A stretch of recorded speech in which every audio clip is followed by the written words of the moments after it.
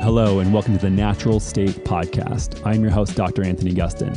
It is my belief that the natural state of any living organism is health, and that our artificial habitat has forced us into having artificial health problems. This show is my attempt to dive deep and learn about using nutrition, sleep, movement, relationships, and more to help you reclaim your natural state of health in a modern world and show you how to thrive in an environment that's stacked against you. If you enjoyed today's show, you can find out more details and information at dranthonygustin.com. This week, I welcome Dr. Michael Ruscio on the podcast. He's a good friend of mine. He's been on a couple times before, and we dive into a lot of different things today. We chat about our thoughts on the pandemic that's going on right now and how healthcare is going to adapt to it, what healthcare is going to look like in probably the next 5, 10, 15 years. Hopefully, we're going to have some positive changes there. But Doc also dives into his latest research regarding COVID-19 and the role of gut health, and especially probiotics, which probiotics you can take, and what the science says on them combating viruses. So a lot of information in this one. Get out your notepad. Doc is always sort of bringing the heat when it comes to research around gut health, and today is no different. This episode of the Natural State Podcast is brought to you by 4 Sigmatic. 4 Sigmatic is my favorite purveyor of all things mushrooms and adaptogens. Not sure why these things are important? Well, you can start with my episode I did with 4 Sigmatic founder Tara on this subject, but just understand that mushrooms are not part of either animal or plant kingdom. They have unique health properties that are very, very well researched. Everything between boosting mental clarity all the way to naturally supporting the immune system, which I'm sure is something that everybody cares about these days. Also, 4 Sigmatic products have been stocked in our kitchen at the Perfect Keto offices for years now and are probably the second most consumed product next to our own. Their most popular product of coffee mixed with chaga, cordyceps, lion's mane mushrooms, etc. Everything to basically take the jitter away from coffee and add a lot of brain boosting elements is the fan favorite at the office and keeps everyone powered through long days without crashing, like they probably would if they had an IV drip of cold brew like most other startups do. Alas, I have been off of caffeine for the last 6 months or so. I've been trying to give my body a rest and recover and get my nervous system back to a point where it's not always thinking it's getting chased by a lion. So what I've been doing is I've been using their adaptogen powder, which has 10 different mushrooms, roots, leaves, berries, and superfoods, with their mushroom blend that has another 10 different types of mushrooms every day for the last 6 months or so. And I've actually personally seen a huge improvement in my HRV, stress levels, recovery, etc. If I'm facing down a really big work day, I actually added an extra packet of both their lion's mane and cordyceps and mix all of that together with a scoop of exogenous ketones, and it lights my brain up like nothing else can. I've asked the team at 4 Sigmatic to hook you guys up, and so they're giving all listeners of the Natural State Podcast 15% off of your 4 Sigmatic order. Just go to 4sigmatic.com/AG15 or enter code AG15, that's AG15 at checkout. That is FOURSIGMATIC.com/AG15 to receive 15% off your order. This show is also brought to you by Blue Blocks, blue light blocking glasses.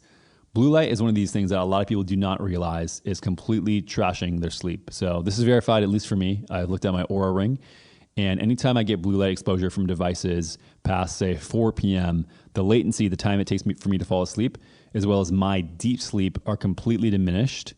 And when I wear glasses like Blue Blocks, it completely reverses that, and I can get a full rested sleep with no problem.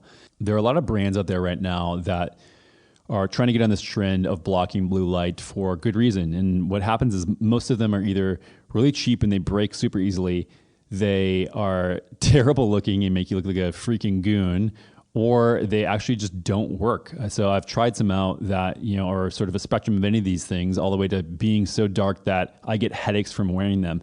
And what I like about Blue Blocks is it sort of addresses all of these things. So they're made actually in Australia, really, really high quality stuff. They have 20 plus different styles of each one. So no matter what sort of style fits your head and your face, my face is sometimes a little tough to make look good. So I'm glad they have options for me. But also they test all of their lenses to make sure that they meet specific criteria to block very specific wavelengths of light. And this is the important part here. Not a lot of brands do this. And so I've actually tested theirs side by side. I mean, you can do this as easily as just looking at a spectrum of blue, and you put on their glasses and you can't see the blue anymore. It goes completely black, or it has a shade of a gray, and this is what you want. And these guys who have done this company have done a phenomenal job at really sourcing the highest quality lenses, highest quality frames, and the ones that actually look good. So I'm not embarrassed when I put these on in public. And I asked them if they could hook you guys up, and they obliged. So 15% off is yours if you use code AG15. Also, you get free shipping. So if you want to, just head to BLUBLOX.com and use code AG15. That's blueblocks.com. Use code AG15 for 15% off and free shipping. Doc, my gut guru. What's hey, buddy. man? Well, just spending a lot of time inside, given the current climate. How has the quarantine been treating you so far? Well, thankfully for me, it hasn't been too impactful. The clinic, we just converted everything over to telehealth, so that didn't really affect much. The worst thing is probably just from the days that I work from my home office, I usually like to go down to the local coffee shop just to kind of get out of the house for a little bit, and I can't do that now. So sometimes I just feel like I'm kind of stuck at home a lot, but all things considered, I really can't complain. Still working, still able to do all the things that I do. So I feel really bad for the people who have had their livelihood threatened by this. I mean, obviously we're doing it for a good reason and for a greater good, but my heart goes out to the people who can't work right now. Yeah, it's tough, man. I mean, you've been seeing a lot of people in the local community here in Austin struggle just having to shut down local businesses, and just now we're in this waiting mode. I mean, I think it's, April 2 here when we're recording. I mean, 2.5 weeks in, almost 3 weeks in, and just sort of like not really an end in sight. I mean, you can kind of extrapolate from where we are now, looking at other countries' data, like where things will be in 2, 3, 4, 5 weeks, but you never know. I mean, especially with however many states and cities are doing things differently right now. So it's a really confusing time for sure. Yeah. And then what's the road going to look like after this? Is there going to be an opening of the economy as of May 1st? Is it going to be a partial opening? Is there going to be travel restrictions in between states? I'm really curious to see how all that kind of plays out. Yeah. As far as your clinic then and your practice, so were you guys were already set up to do remote visits in a really streamlined way, right? Yeah, we already had probably 60-70% of patients were doing telehealth, and even patients who were 2 towns over, they'd come in for maybe their exam visit, maybe their first follow-up, and then, geez, doc, it's 30 minutes to get here if it's during rush hour. Could I just go to telehealth? And I can't really argue against them in that case. I mean, 30 minutes there, 30 minutes back, that's an hour of travel time. So even patients from close by ended up doing quite a number of their follow-up visits via telehealth. So yeah, it was pretty much seamless for us, thankfully. Yeah, I mean, I think that a lot of that stuff is going to change regarding just norms. I think that the regulations, yeah. I mean, the regulations are going to change. I think HIPAA has a lot of rewriting to do right now, and I think that just in general, we're going to look back at this time in a couple of years and be like, wow, this is a tremendous shift in the way we approach a lot of things. And I've just been thinking about healthcare in general, and there was a lot of, like, when I got out of school, I was doing a lot of physical stuff. So sports med stuff, working on people, manual therapy, like you can't really simulate that, obviously, but from the type of stuff that you're doing and a lot of functional medicine stuff, I mean, why would doctors and patients who are sick, the patients and the doctor who obviously needs to see all these sick people, like, why would you want to interface all the time?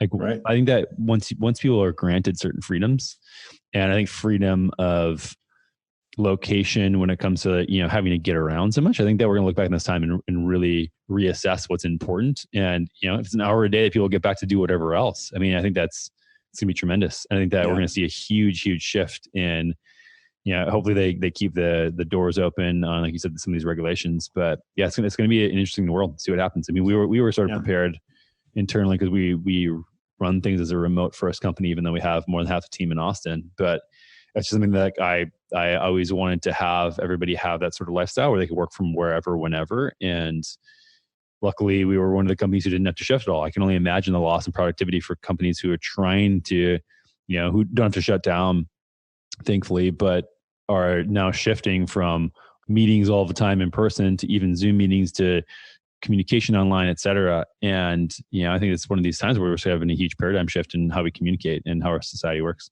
Yeah, well said. I mean, and sometimes we need that external pressure to expose to us where we might be stuck in kind of a antiquated paradigm. And, with medicine, for reasons I guess I can partially understand, they were pretty reluctant to move to a telehealth model. But I mean, if you're not doing something that requires you to really get your hands on a patient. I guess dermatology would be an example, any kind of physical medicine like you mentioned.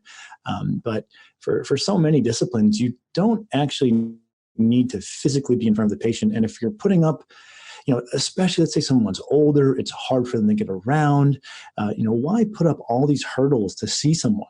And so, yeah, I think this is definitely a shift whose time has come. And I just hope and agree with you that on the back end of this, we don't tighten back up the regulations. I doubt we will. I think you're totally dead on that. Once people are granted those freedoms, it's hard to kind of peel them back. Yeah. And one of the things that I've been thinking about too, like I'm just sort of an entrepreneur through and through, and I see that as solving problems for myself. And I think even that, my change from, wanting to be in healthcare to solving musculoskeletal issues was an interest in trying to fix my own problems, functional medicine stuff. The companies I have now, everything was sort of creating products or services that I wanted myself. And regarding healthcare right now, one of the things that I see is just like the experience of knowing anything about your own data, especially from lab testing, is such a terrible product or service.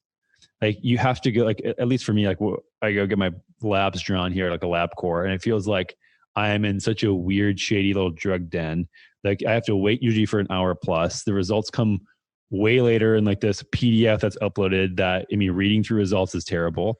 Just the product in general of getting information about your own body and understanding what that means and how to go about it is so antiquated. Like how is that not caught up to 2020?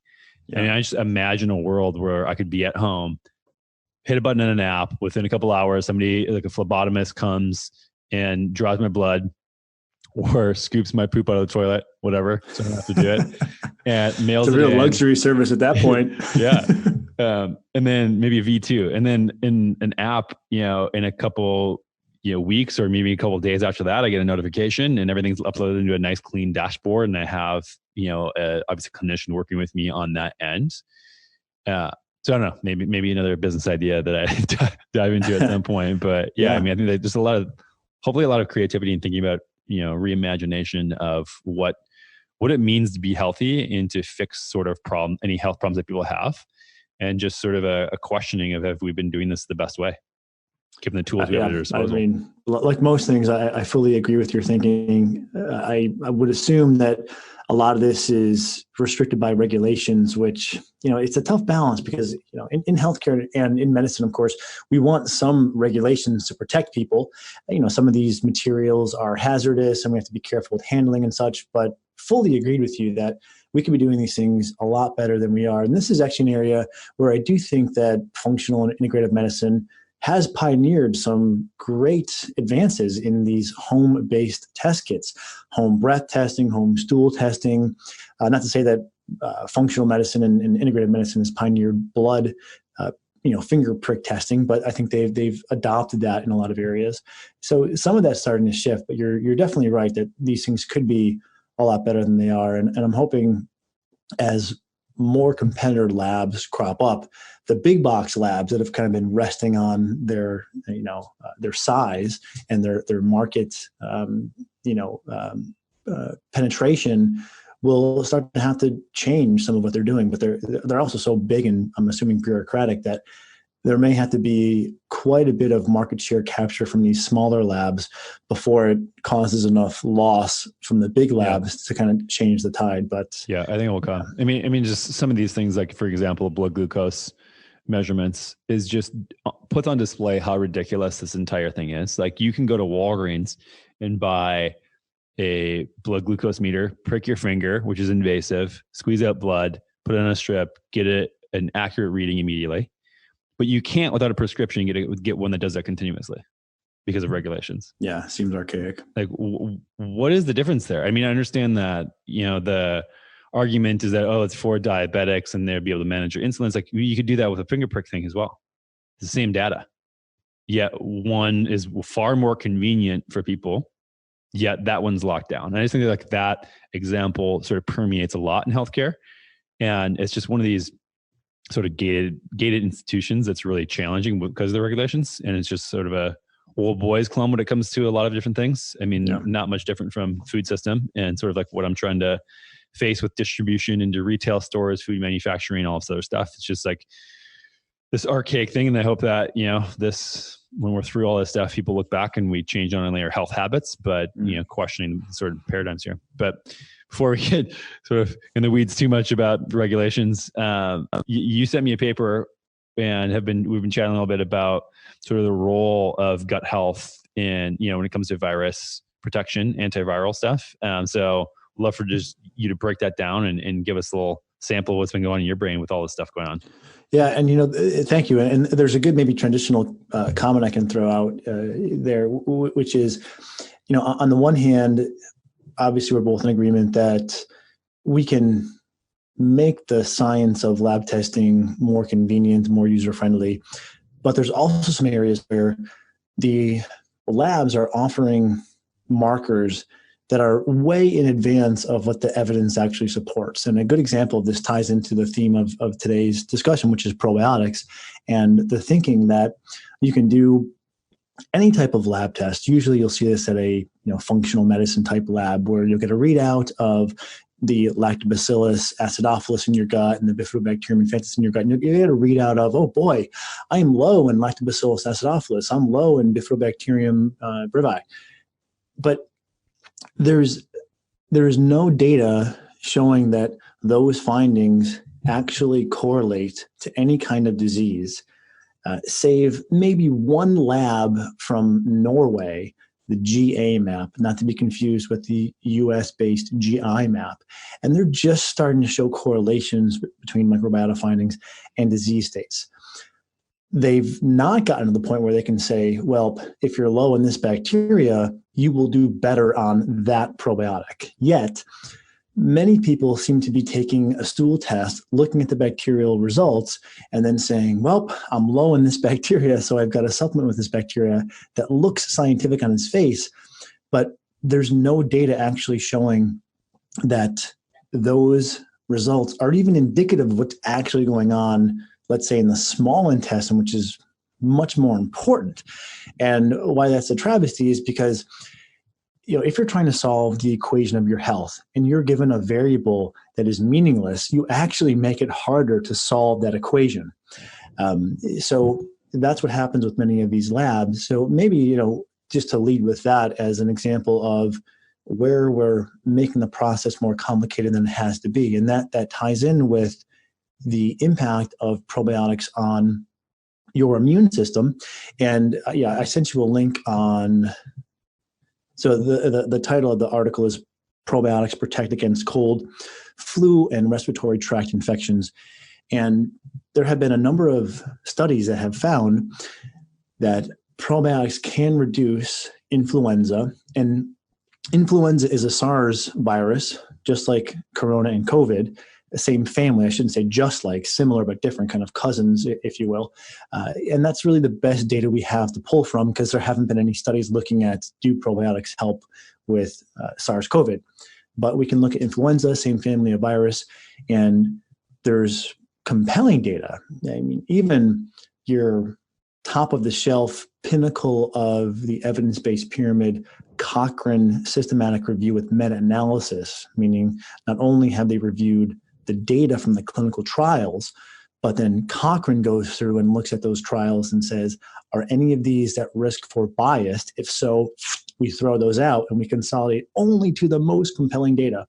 And even those reviews have concluded that probiotics can reduce your risk of the flu, shorten the duration, and lessen the severity if you do have the flu, and perhaps most importantly, reduce the upper respiratory tract infections from the flu, and even the need for antibiotic administration in those who do contract the flu.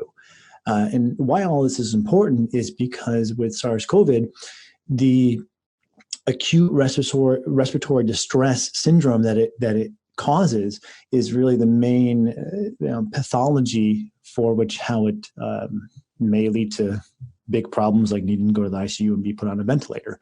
So not to say that probiotics are the end-all be-all cure-all for this, but certainly something that amidst the current climate wouldn't be a bad idea for someone to have on board, again, because we have really compelling data showing that probiotics can help to protect you from the flu and from the negative pulmonary consequences if you do contract the flu. Right. And last time I think we chatted about, or the time before that, you were on the show talking about the different classes of probiotics and different kinds and types.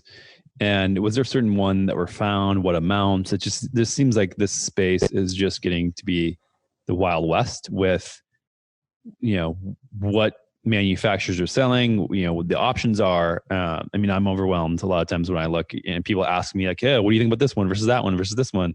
So, what would you recommend in this state if somebody would, want to ameliorate some symptoms or maybe even be preventative? Yep. It's a great question. Obviously, it's challenging if you go on to Google and you search good probiotic, you're going to get a ton of results, and there's going to be a lot of conflicting opinions.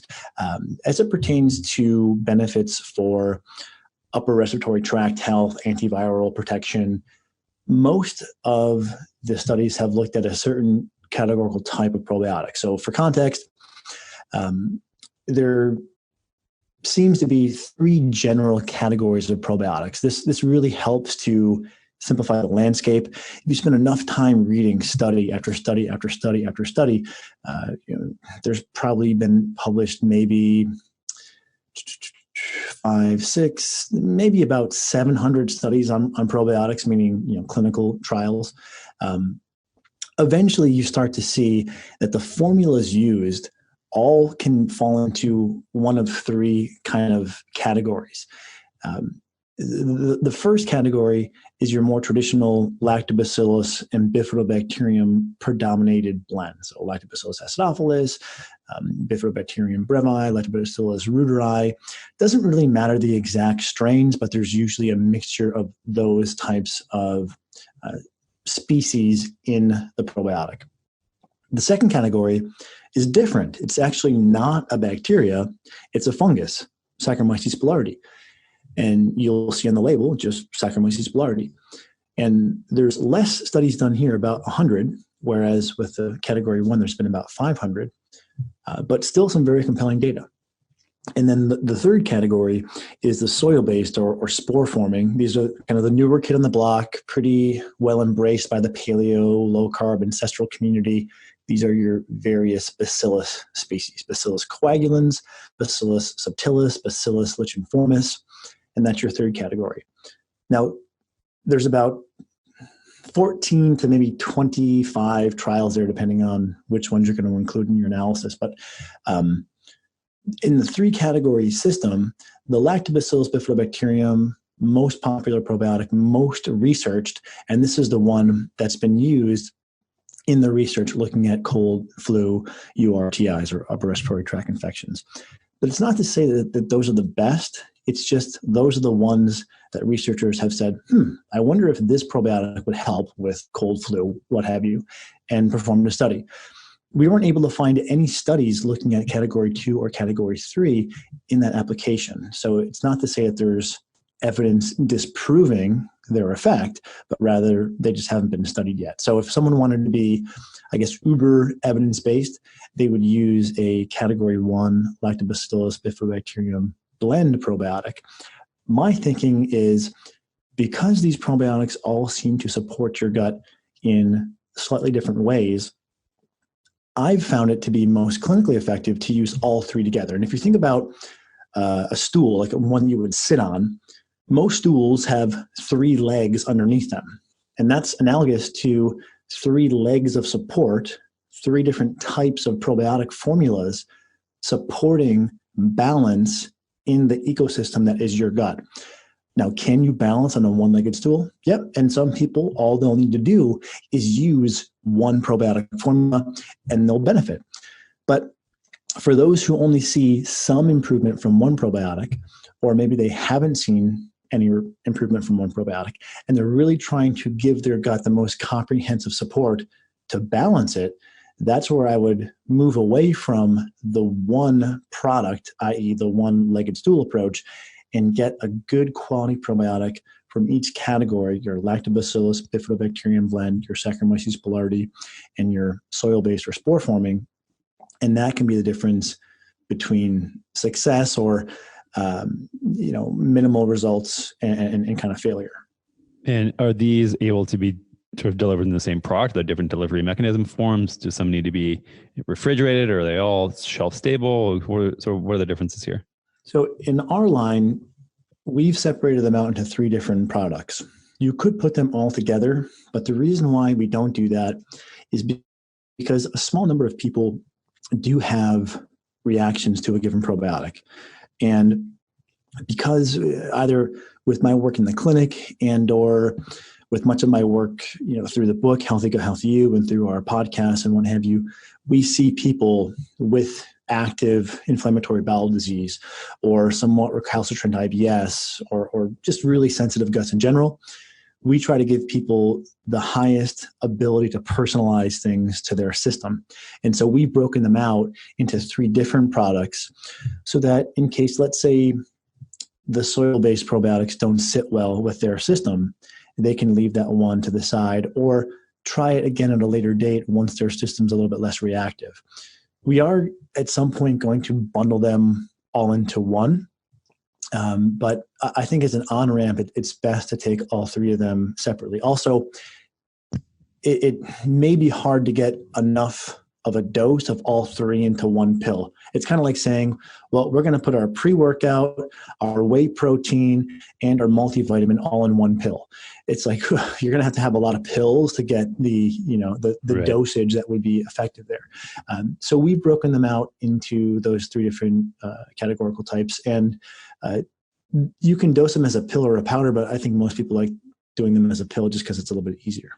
Right. And then as far as you said, some people might be sensitive to this stuff. I mean, we've had a lot of chats in the last couple of months around carnivore diet and why people respond well to them and why people, may have different responses in general. And this, I think we share the belief that if you feel good, that's great, but humans are omnivores and you should be able to tolerate plant matter if you do eat it.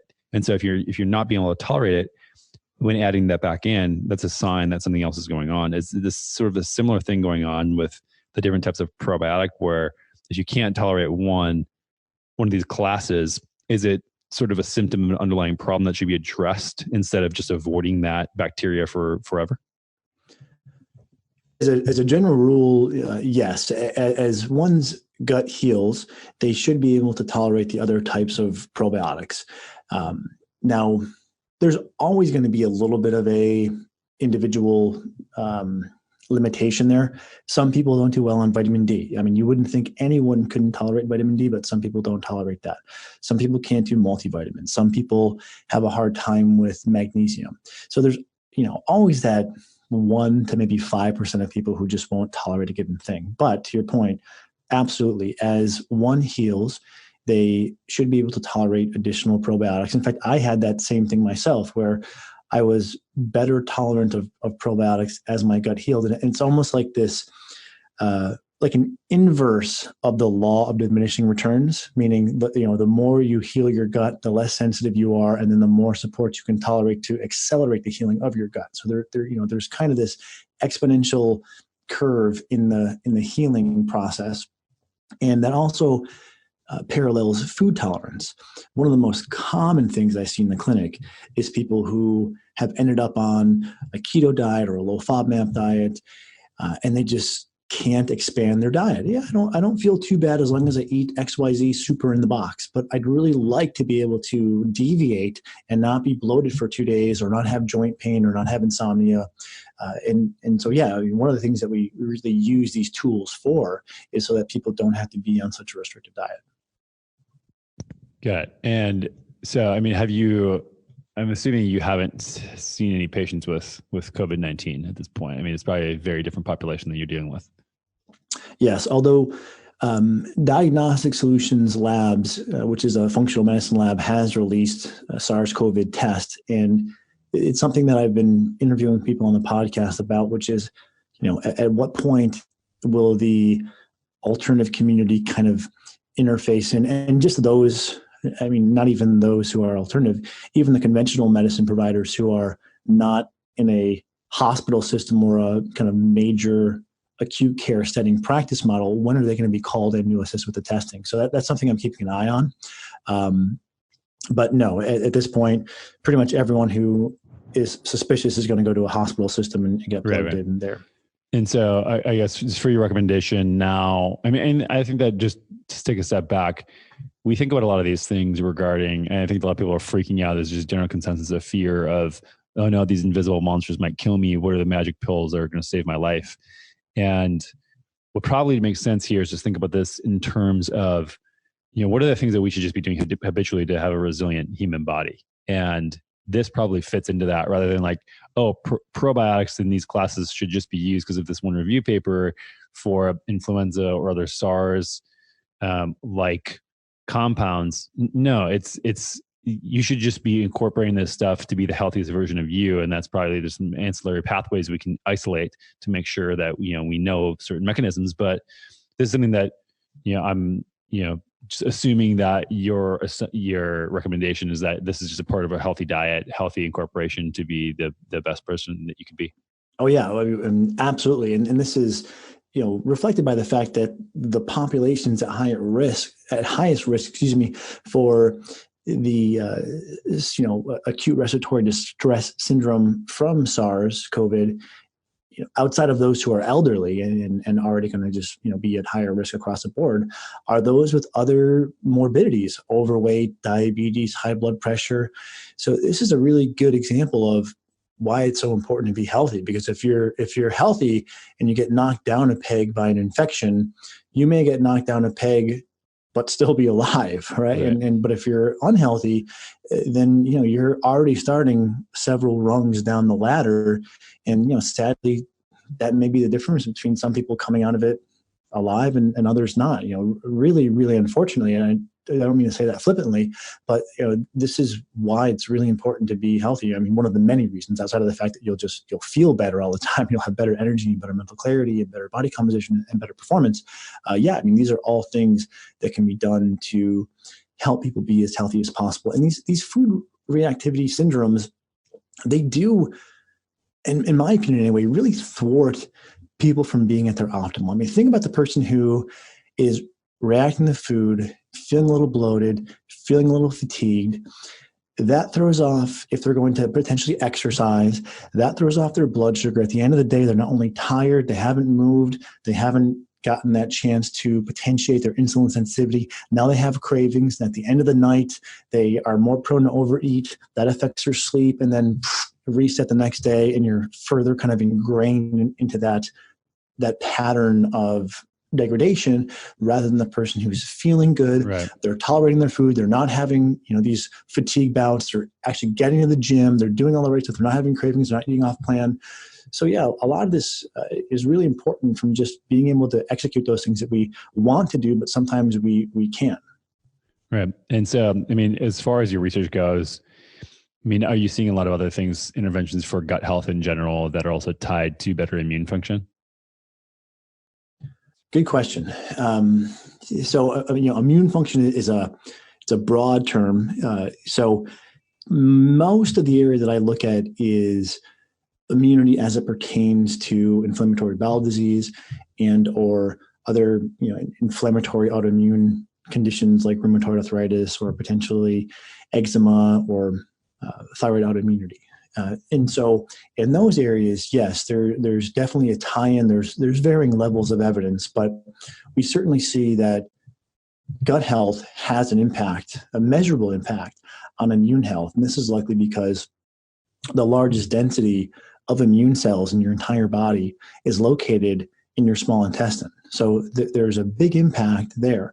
And one of the theories is that the health of perhaps your most pivotal mucous membrane, your gut, affects the health of all the other mucous membranes or immune membranes in your body.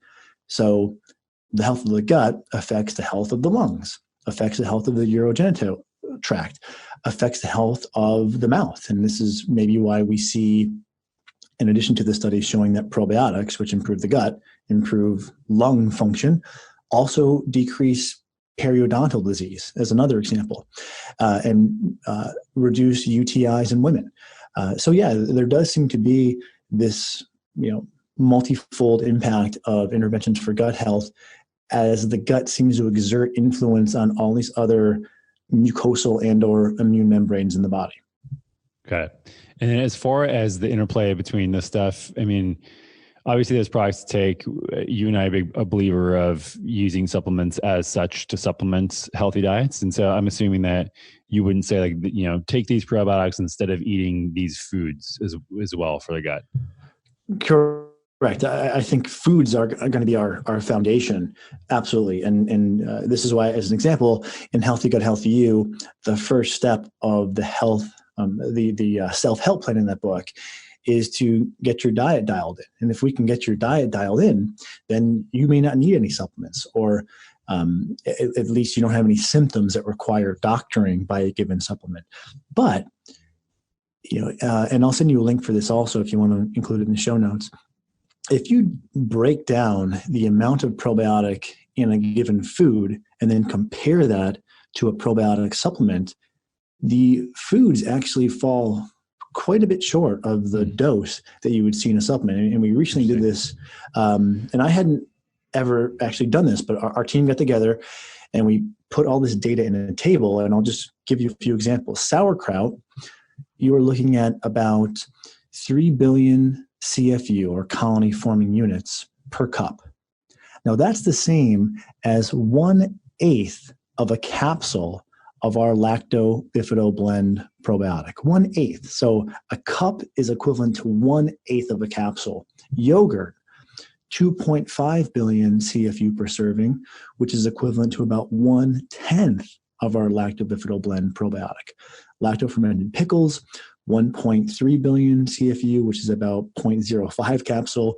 Kefir, 2.5 billion CFU per cup, which is, again, 1/10 of a capsule. And kimchi, actually the most potent, which is 11.5 billion CFU per half cup, and that's equivalent to about half of a capsule of our lacto-bifido blend probiotic. So foods do give you probiotics. They can help. I would definitely recommend them.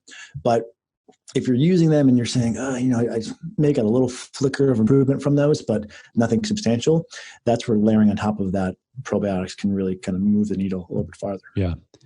Yeah. This stuff can change all the time as well, as far as gut health. I mean, I consider you sort of being on the leading edge of this frontier as we're trying to figure out the stuff. And has anything changed since the last thing you were on last April was the last time? Anything notable in, I guess, how you approach people or what's in your book or anything like that? Well, yeah, I mean, things are constantly evolving. I will say that one thing I'm doing even less of is testing. The promise that if we could just run these tests, we'd know what to do, in most part, is not a promise that the labs actually deliver on. Are there exceptions to that rule? 100%. If you're trying to diagnose hypothyroid, vitamin D deficiency, diabetes, if you're trying to assess if someone has iron deficient anemia, absolutely.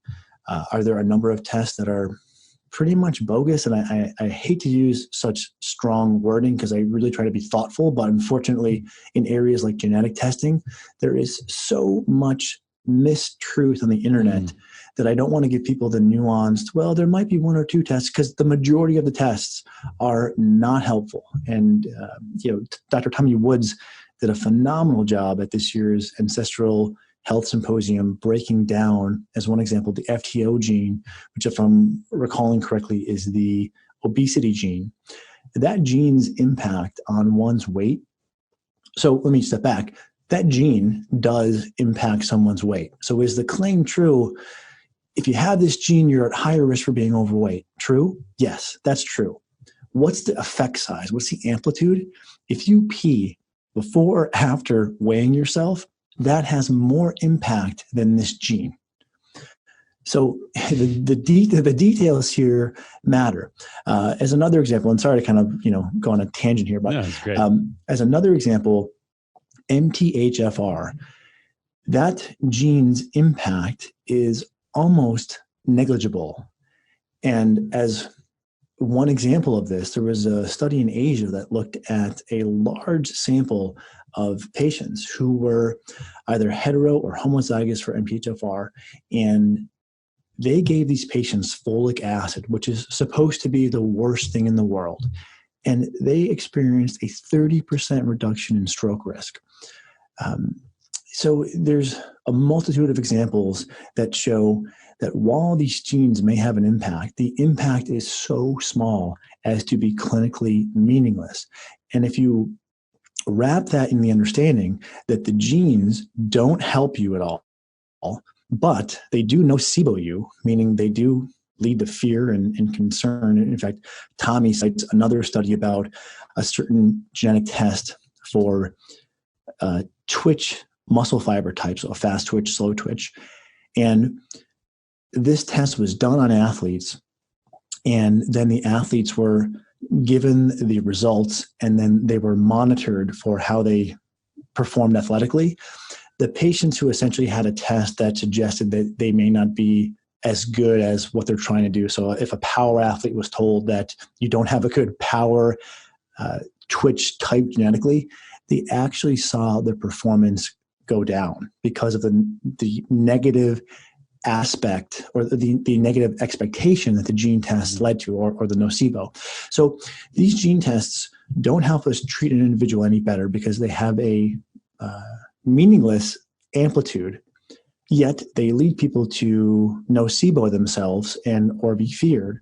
So we could argue that the gene testing actually has a net negative effect, meaning if you do a gene test, all you're doing is spending money to make yourself less healthy. And I know that sounds kind of pointed, and I don't think anyone who's doing the gene testing is intentionally doing this. I think there's some major oversights in the education of doctors, mainly through labs who offer this testing.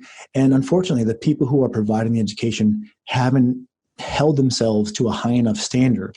And the doctors are a victim of that, trusting that a certain scientific bar has been cleared with these tests, which it actually hasn't been cleared. So this is an area that I really think that we need to remedy. Do you think there's anything helpful out of it? Out of the gene testing? Yeah. Not that I've been able to see. And I've been looking, but nothing that seems to be clinically meaningful. In all the studies that have actually looked. So as another example, there was one study looking at ApoE4 genotypes, and they were trying to predict, could putting someone on a ApoE gene-tailored diet improve their cardiovascular lipid profile compared to just a healthy reference diet? And again, they found no benefit. So having this special gene-tailored diet didn't offer any benefit than just standard health practices. So for the genes, no. For the GI testing, I mean, the one thing that I've been looking at more closely is ferritin. There's some research showing that in those who are hypothyroid and are on thyroid medication and are not seeing the symptomatic improvement that they'd like to see from the thyroid medication, those who have ferritin below 100 have about a 70% chance of seeing their fatigue rectify once they get their ferritin to above 100. So that's one thing that's not a gene test, but it's one test that I'm finding to be more helpful. And I'm also looking at pancreatic elastase and trying to see if that correlates with those who do better with enzymes. But still trying to see if that really kind of holds up. So sorry, I don't mean to drag us too far into the weeds here, but a few things. Yeah, I mean, this is interesting stuff. This is I've sort of thought about this for a while now too, and I think that people are taking a lot of drastic measures regarding a lot of these things. And just because we have certain genes also just doesn't mean that they're being expressed. And I don't think we have a good way to test for that at this point. And one of the most important things that I think that people can do a genetic test for, I mean, you can also just look at your body and your skin and look in the mirror, but looking where your genes are from. And I think that, there's probably not a lot of great evidence we can get from this because we're also, globalized at this point, but Yeah, I'm a big believer in just people eating for their genetics. And I think that there is probably a lot of variability here. I mean, I think you even mentioned it in your book regarding, I don't know if it's the diet of the Tanzanians or something like that, and looking at their sort of their makeup, their genetic makeup, how much fiber they ate, and then trying to extrapolate that to someone in the US who eats a completely different diet, who's raised completely differently. Yeah. And I think like thinking about eating local and seasonal based upon your genetics, and there's probably a lot of wisdom there baked into your body that you don't realize, even though, I think that some people can do this, some people can't. And who knows? I mean, I don't know how far you trace this back. So I don't know if like you're Italian from the Calabrian area, if I'm not mistaken. Yeah, you got it. I don't know, like when were tomatoes brought? Was it from Peru or Italy? I don't even know at this point. Right. But there's some wisdom, I think, to just looking at generalized things as far as like, okay, equatorial, you probably shouldn't be eating. You can probably tolerate way more fruit and high sugar foods than not, and probably ketosis isn't a great thing for you. Are you in sort of the northern and southern hemispheres where you would have experienced long times of just eating animal protein and scant plant matter? Then great. Then you probably will do a little bit better on a ketogenic diet. And I think that there's some sort of indicators there. But yeah, just trying to take specific genes and then people getting freaked out, like you said, and changing their entire paradigm around how they view food, exercise, or whatever, instead of just looking at subjective measures. How do you feel? How do you feel exactly. when you eat food? And that's something that I think is just getting lost. The intuition of how do you feel when you eat something? How do you feel when you do this or that? And being able to check in with yourself instead of, going completely down the rabbit hole of data. I mean, I think that there's obviously needs to be some sort of marriage here between data and intuition, but yeah, I mean, I think that it's sort of an interesting realm. I think that we started this conversation talking about how people should have more access to data and themselves, but like you said, like how much of it is actually applicable. Yeah. And I mean, that's one of the things that over the past 10 years or so that I've been in practice, I've actually come to rely much less on data, because I'm constantly questioning, is this successfully informing the decisions that I make? Or is this just what everyone else is doing? And am I just kind of confirmation biasing myself? Mm-hmm. This is something that really seems to not be done in the alternative space very often. Everyone's kind of assuming that what we've been told is true, that these labs are helpful and you've got to treat the lab. And unfortunately, just good common sense clinical decision-making has fallen by the wayside, and people are treating labs at the exclusion of treating the individual in front of you and looking at, are you hitting the hard endpoint of, I don't have brain fog after I eat. I don't have bloating after I eat. I'm sleeping better. And it's really unfortunate, again, when we force into that equation these variables of lab results that aren't highly informative, that it can detract from where you're trying to get to. And probiotics is such a beautiful example of that. You asked earlier, what are the best probiotics? And you'll see many companies online who are saying, well, we've got the species of probiotics that are the most validated, or the only ones shown to be helpful for brain fog, or the only ones helpful to be shown for cholesterol. And when you really fact check this, and there's a whole section about this in our comprehensive probiotic guide. I'll send you the link to that also. But there's a whole section about how probiotics are not condition specific.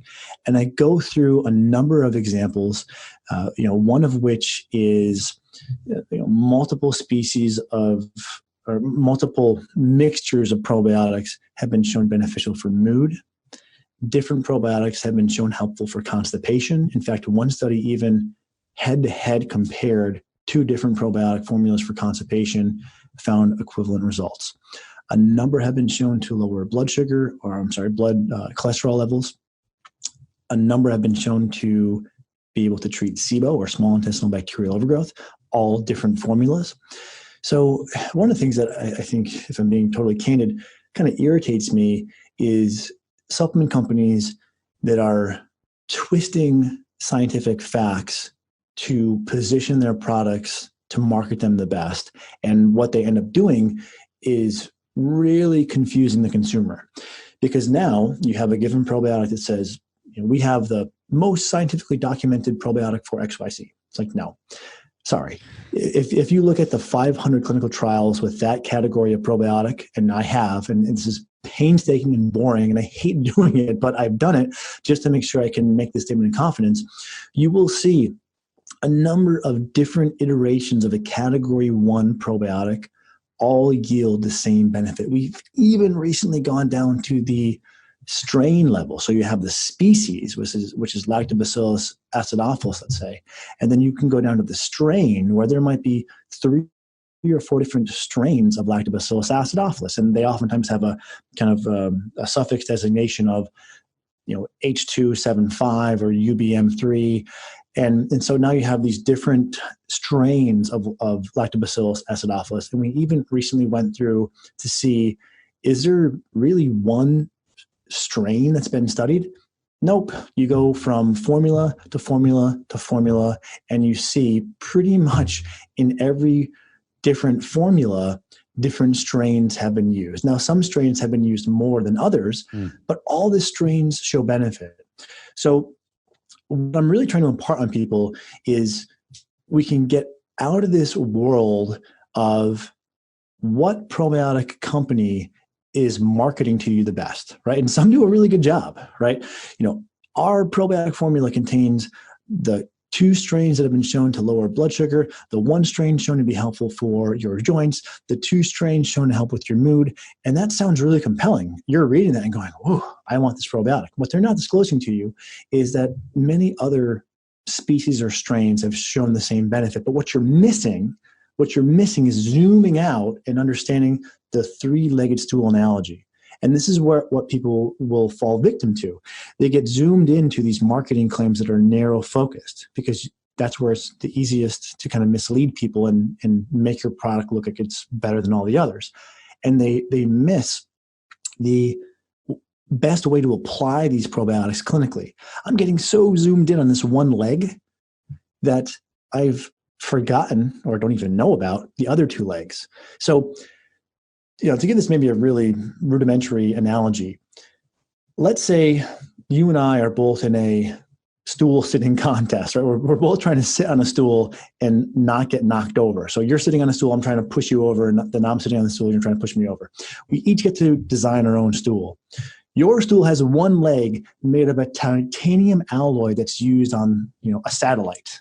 And you're so confident that your 1 leg is going to be the strongest leg out there, the best leg out there.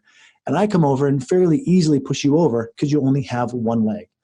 Now, my 3 legs are made out of standard steel, but I have 3 legs of support and a much better base of balance. Therefore, you can't knock me over. That's what ends up happening oftentimes with probiotics. People obsess about the 1 formula, not realizing that they've hit the mark of supporting that niche. But at the same time, they've missed the 2 other legs of support, and therefore have missed kind of the mark globally for how to resurrect their gut health. Yeah, it makes a lot of sense. This is one of the things that I think that I always tell people as well. I sort of think about this as a sort of a pillar approach of nutrition, movement, sleep, mental health, et cetera. And this is a fantastic analogy that I'm going to rip from you completely and maybe only sometimes give you credit for. But I'm gonna have 4 legs, 4 titanium alloy legs on my stool. But it's the same thing. Like people try to over optimize and get to 99% in their nutrition, yet are the most sedentary people ever, or their mental status is terrible, or they have no relationships, or they don't sleep. Like who cares if you're eating the most local and organic stuff? It just doesn't matter. Yep. And so getting to a reasonable point is the 80% mark on some of these things, and then focus on tweaking stuff. I think it's living in this age, I think where everybody consumes everything online, from, sort of health influencers that are just trying to get the latest clicks on their stuff. It's just, we're sort of reduced our health information down to the weirdest new biohacks or tests or whatever to, look at your telomere length and do this. And it's just, I don't know. There's a lot of things that are wrong with it, but always to me comes back to the basics. And I think that, gut health, that's why I always want to have you on the show, is because it's one of these things that is just so basic as far as once you get past some of these really easy things, like just eating real food is obviously paramount. Moving your body, let's do that. Like get 7-8 hours of sleep. Okay, let's do that. Have some meaningful relationships in your life. Great. Now, if we start diving in and tweaking a little bit, looking at your gut health is probably one of the first things I'd recommend. And like, that's sort of an easy point where people can start instead of trying to, think about all these different superfoods they're eating and everything else like that. Just looking at the function of their gut and how they feel. I mean, it can get you so far. And it's really disappointing to me that patients come into my clinic, and in more cases than I'd like to admit, we tweak their diet a little bit, because most patients who I see in the clinic are already doing a pretty good job with their diet and with their lifestyle. But they may have done a full gene profiling. They may have done a fancy stool test and taken the lab's computer printout recommendations for how to fix their gut. So that tells you, how good is the recommendation if a rudimentary computer program just spits it out and there's no clinician even vectoring any information. And they've done all this stuff, and then we will put them on this 3 probiotic protocol, and in 1 or 2 months all of their symptoms are gone. It's sad, because this shouldn't be something that people aren't able to implement on their own. But unfortunately, most people come in and they've tried 3 or 4 different probiotics, all of, let's say, category 1. They never realized they tried 3 different or 4 different iterations of the same thing.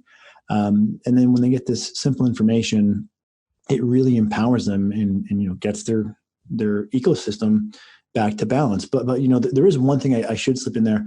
One nuance, bit of detail that may be important for probiotics, and that is quality assurance. Now, on the one hand, I try to be careful, because I do think some companies use quality assurance as a way to just falsely inflate the quality of their products and jack up their price. But there's some data here that's pretty compelling about the importance of quality assurance. In the journal Biotechnology and Biotechnological Equipment, they published findings, and of the 26 commercial probiotics they assessed, none of them fully supported their label claims, and some of them even contained none of them. 0, right? And some of them even contained unacceptable microorganisms. Now, also in the journal PLOS ONE 2019, this study found only half of the probiotics that they examined had the strains listed on their label. So only half the products actually had in them what the labels stated that they did. And then an independent study by Labdoor over here in San Francisco found that 43% of the probiotics assessed contained less than half the amount listed on their labels. So because these are live microorganisms, and because growing a bacteria is not the easiest thing to do, it's much easier to make whey protein than it is to actually grow. Yeah, you'd be surprised though, man. I mean, how much did this stuff blow your mind when you started getting into this space about how awful the manufacturing practices are, and how most of these people just don't put what they're saying in there, and if they do, it's not even the same quality or right. amount. And you're totally dead on. I mean, some whey proteins are clearly better than others. In fact, you helped me realize that the whey protein I was using a few years ago was actually causing bloating, because it was loaded with fillers or excipients, or it was just really poor quality. So not to say that whey protein is exempt from any quality assurance issues, but probiotics seem to be even more difficult, because you're growing these from a culture, and that culture needs to be maintained, and the viability and the processing has to be done the right way. And to your point, when we were looking to create these probiotics, we looked at 25 manufacturers, and of those 25, only 5 of them actually met the quality criteria that we called for. So that tells you right there that you don't have a very good probability of finding the quality assurance that you need with the majority of the probiotics in the market.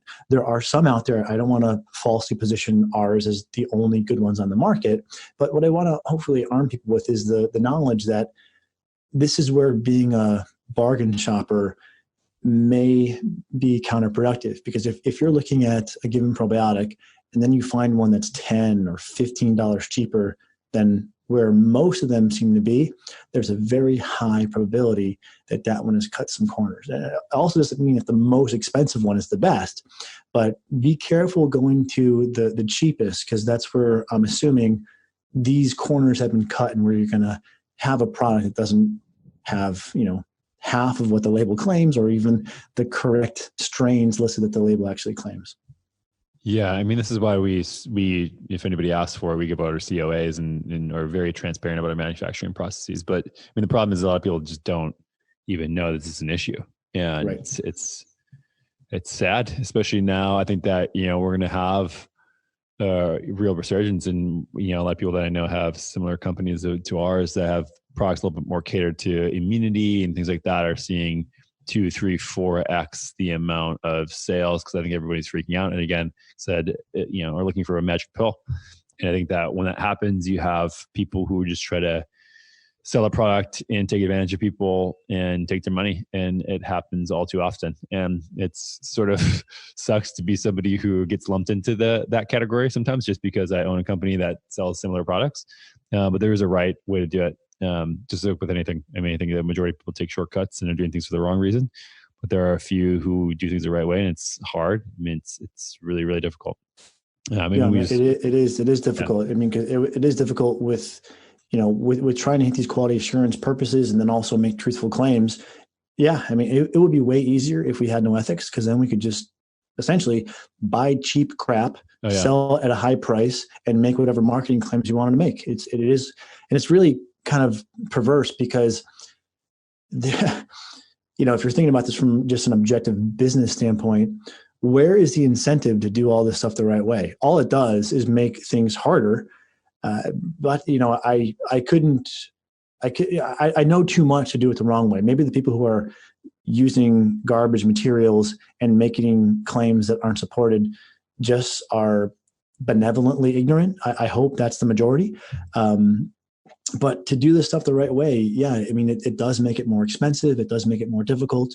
But, I hope that people will see through the smoke and mirrors and find their way to better recommendations. Yeah, I mean, that's ties back to one of the first things that we talked about on this episode, which is just that I like to make stuff for me and the first products I made were for patients that I had at the same time. Sounds like you're doing the exact same thing. And I think that when you have this intention of taking care of other people's health and your own, I mean, when you're making stuff, you just can't take the shortcuts. Yep. Yeah. And I use all of our probiotics every morning. I use our lactobifidal blend, our Saccharomyces boulardii, and our soil-based. And I definitely notice, like I used to have some food reactive brain fog, some food reactive fatigue, kind of looser bowels if I didn't do everything perfectly. And I feel great now. I don't have to worry about, I had too much coffee, or I had some alcohol, or whatever. And it's nice to have that feeling that you're pretty impervious to this stuff. Yeah, I can vouch. A couple of weeks ago, you even shared some with me. So yeah, there you go. Appreciate it, man. Well, thanks for all the work you do and updating people about what's the latest here. Any closing tips? Yeah, thank you. I would just want to leave people with, improving your gut health doesn't have to be that hard. I know when you go online and you're going to read, you should be, vegan on the one hand, or you should be low carb on the other, or you should be paleo on the other. And you're going to hear all these things: eat carbs, don't eat carbs, carbs feed fungus, carbs, if you're too low, are, starve your mucous membrane, and you should use probiotics. You shouldn't use probiotics because maybe you have SIBO.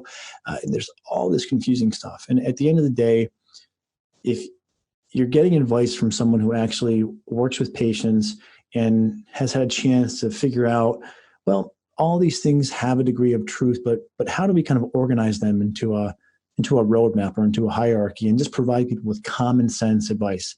That's when the landscape of decisions becomes much easier, and it can be simple to improve your health. And the probiotic example is a good one. And I really encourage people, read our Probiotic Starter Guide. It lays out just kind of the basics of the context here and the protocol with the 3 products and the dosing that I recommend.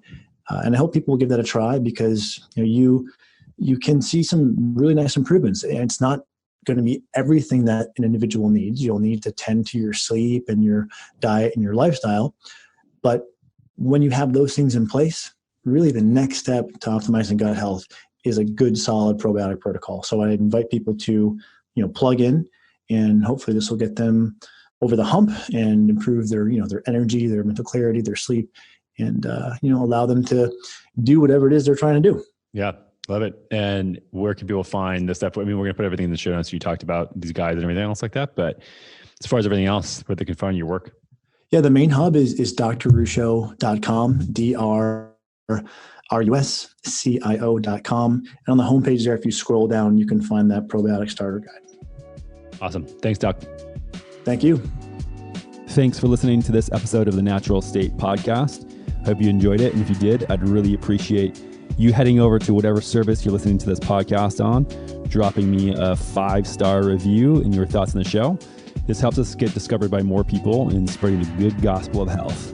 And if you want to stay plugged into all of my self-health experiments, recent research and books that I'm reading and my interpretations of those things, products that I'm testing, and thoughts on all things related to health, check out my free weekly newsletter called The Feed. You can sign up for that at dranthonygustin.com/thefeed. That's dranthonygustin.com/thefeed. Thanks again for tuning in and your support of the Natural State Podcast.